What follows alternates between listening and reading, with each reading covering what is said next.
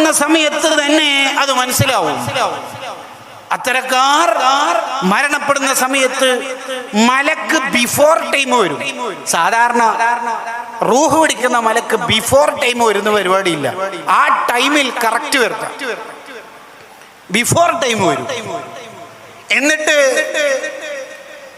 ഫറൗഹുൻ വറൈഹാനുൻ വജന്നത്തു നഈം, bucket വരുന്നുണ്ട്.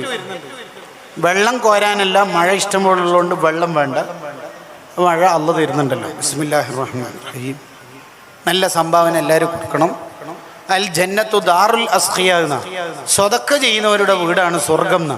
അള്ളാഹു നമുക്ക് സ്വർഗം നൽകുമാറാവട്ടെ.